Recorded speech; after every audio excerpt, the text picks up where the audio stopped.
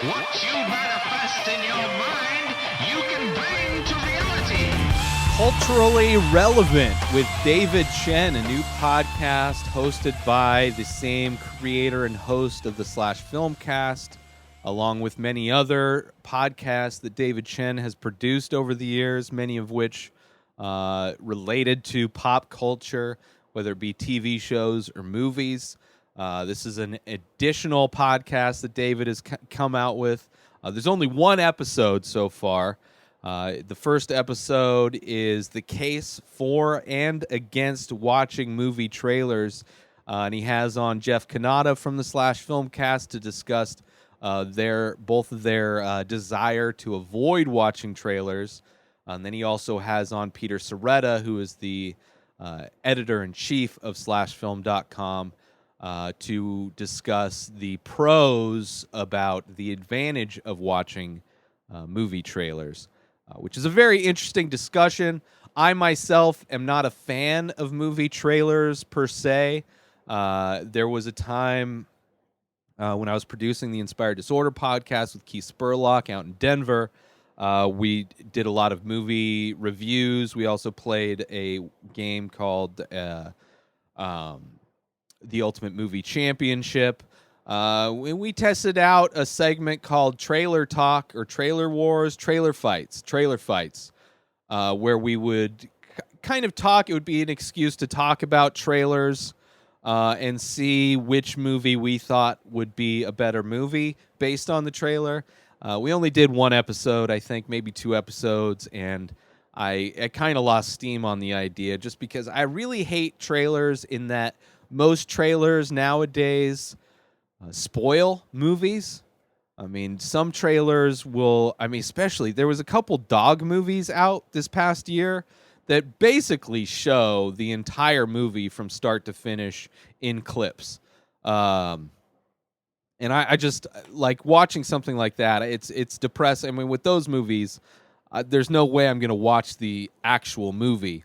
But if it were to happen with a movie like Once Upon a Time in Hollywood, I would have preferred not to see any of the trailers for that movie. However, I've seen a couple different ones, and there's something that's in the trailer that's technically a spoiler, knowing that this person, this historically true person, is in the movie and it potentially part of the plot of this movie, would have been much better to witness and learn of while watching the movie itself.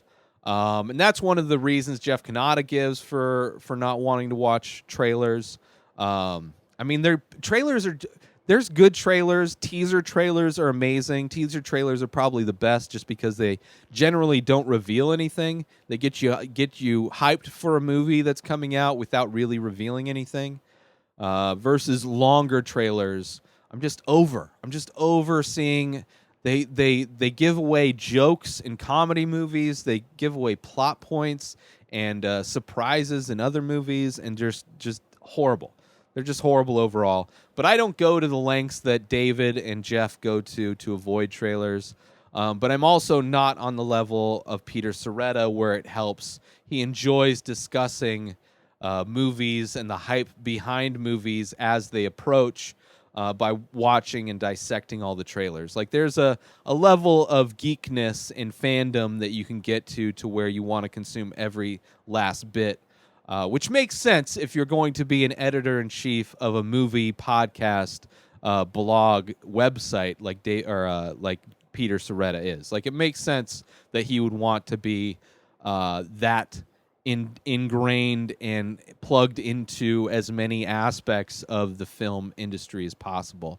Where Jeff Kanata, who's somebody that watches and reviews movies and likes to have a pure kind of reaction to a film and have a pure experience with a film, it makes sense why he would want to avoid it. But that's not only what Culturally Relevant is about. David Chen's going to interview lots of different people involved in pop culture. He goes over kind of a brief synopsis of what to expect with the show. But it involves all the different interviews and things that he does that don't necessarily fit into the different podcasts that he's already producing. And the name culturally relevant is a reference to the Slash Filmcast, specifically Avatar, because there is a ongoing debate whether or not Avatar, the movie by James Cameron that came out like a decade ago, is culturally relevant. Because I mean, aside from like Star Wars, I mean, if you were to compare Avatar to like Star Wars or Terminator or the comic book movies, things that really explode in culture, Fight Club, where words, for even American Pie, MILF comes from American Pie, right? The first rule of blank comes from Fight Club, like these, but there's no like unobtainium. There's no quotes that come from Avatar. There's a weird aesthetic for cosplay purposes that I believe has caught on to an extent, but I don't think overall Avatar is culturally relevant. If I were to be asked to participate in the debate of the cultural relevancy of Avatar, but that's where the name comes from, which is a fun kind of nod to the Slash Filmcast, as it were. And I've talked about the Slash Filmcast on this show before.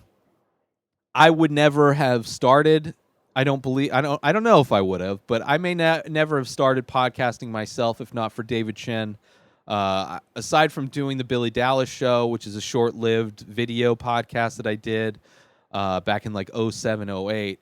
It wasn't until 09 when I started the Inspired Disorder podcast based on a blog David Chen wrote where he broke down the technology he used to produce his show, where his co-hosts were located in different parts of the country.